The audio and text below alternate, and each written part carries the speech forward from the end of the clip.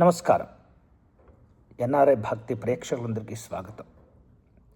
అమెరికాలో వివిధ ప్రాంతాలకు ఉన్నటువంటి లాంగిట్యూడ్ లాటిట్యూడ్ ప్రదేశాలను అనుసరిస్తూ ఈ డిసెంబర్ నెలలో ఏ రోజుల్లో ఏ ముఖ్యమైనటువంటి పర్వదినాలు వస్తున్నాయో మనం ఇప్పుడు తేదీల వారీగా తెలుసుకునే ప్రయత్నం చేద్దాం.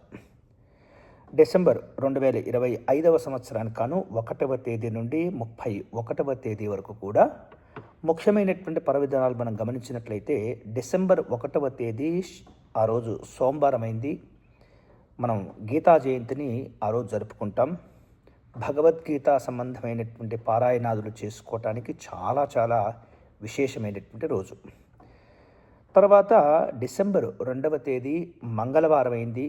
ఆ రోజు మనం ప్రదోష సంబంధమైనటువంటి సాయంకాలంలో భగవంతుని ఆరాధన చేసుకునేందుకు, శివుడికి రుద్రాభిషేకాలు నిర్వహించుకునేందుకు చాలా విశేషమైనటువంటి పర్వదినము.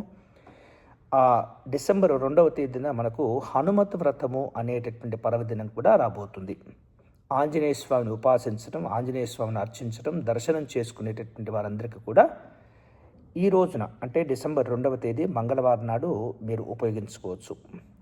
డిసెంబర్ 4వ తేదీ మనం గమనించినట్లయితే మార్గశిర మాసంలో పౌర్ణమి అంటారు. ఆ పౌర్ణమి మార్గశిర పౌర్ణమిని మనం దత్త జయంతిగా పిలుస్తూ ఉంటాం. దత్తాత్రేయ స్వామి వారి యొక్క జయంతి ఆ రోజు. కాబట్టి దత్త ఉపాసకులందరికీ చాలా ముఖ్యమైనటువంటి పర్వదినము. ఆ రోజున వీలైతే మీరు కూడా సిద్ధమంగళ స్తోత్రం అనేటటువంటి ఒక అద్భుతమైనటువంటి స్తోత్రం ఉంది. ఆ స్తోత్రాన్ని పారాయణం కనుక చేసుకున్నట్లయితే ఎన్నో రకాల కోరికలతో ఉన్నటువంటి ప్రజలందరికీ కూడా ఈ సిద్ధమంగళ స్తోత్రం పారాయణం చేయటమే అద్భుతమైనటువంటి ప్రయోజనాలు కలుగచేస్తుంది. అంతేకాకుండా డిసెంబర్ 4వ తేదీన మనకు పౌర్ణమి వ్రతాలు కూడా జరిపించుకునేందుకు చాలా విశేషం. కాబట్టి ప్రతి నెల పౌర్ణమిలో వ్రతం చేసుకునేటటువంటి వారికి ఈ డిసెంబర్ 4వ తేదీ గురువారం రోజున సత్యనారాయణ స్వామి వ్రతాలు మనం తప్పనిసరిగా ఆచరించాలి. ఆచరించేటటువంటి పద్ధతి ఉన్న వారందరూ కూడా ఆ రోజు మీరు నిర్వహించుకోవచ్చు. తర్వాత డిసెంబర్ 7వ తేదీ మనకు ఆ రోజు ఆదివారమైంది. సంకష్టహర చతుర్థి అంటారు. మహాగణపతిని దర్శనం చేసుకునేందుకు, అర్చించుకునేందుకు, అభిషేకం చేసుకునేందుకు, స్వామివారిని పూజించుకునేందుకు చాలా పర్వదినం. కాబట్టి సంకటహర చతుర్థి అంటే మనకున్నటువంటి వివిధ రకాల్లో మనం నిత్యం చేసేటటువంటి పనుల్లో కలిగేటటువంటి అడ్డంకులు, ఆటంకులు, ఇతరమైనటువంటి ఏవైతే సమస్యలు ఉంటాయో వాటి నుండి బయటపడేందుకు గణపతిని ఆరాధించాలని చెప్తుంటారు. అటువంటి గణపతిని ఆరాధన చేసుకునేందుకు ఈ డిసెంబర్ 7 చాలా ముఖ్యమైనటువంటి పర్వదినం.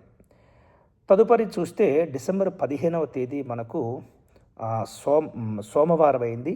ఆ రోజున మనకు ధనుర్మాసము ప్రారంభం చెప్తుంటారు. అంటే కొంతమంది డిసెంబర్ నెల పట్టిందని చెప్తుంటారు కదా. కాబట్టి అదే రోజు అన్నమాట. డిసెంబరు 15 మంగళవారం రోజున మనకు ధనుర్మాసం ప్రారంభమవుతుంది. ఆ రోజు మనం ధనుస్సంక్రమణ చెప్తూ ఉంటాం. అటువంటి ముఖ్యమైనటువంటి రోజు ఆ డిసెంబర్ 15. తర్వాత డిసెంబర్ 17వ తేదీ బుధవారం అయింది. ఆ రోజున మాస శివరాత్రిని చెప్తుంటాం. ప్రత్యేకంగా మనకు ప్రతి నెల ఒక మాస శివరాత్రి వస్తుంది. అలా 11 పూర్తయిన తర్వాత 12వ మాస శివరాత్రి మనం మహాశివరాత్రిగా చెప్తూ ఉంటాం.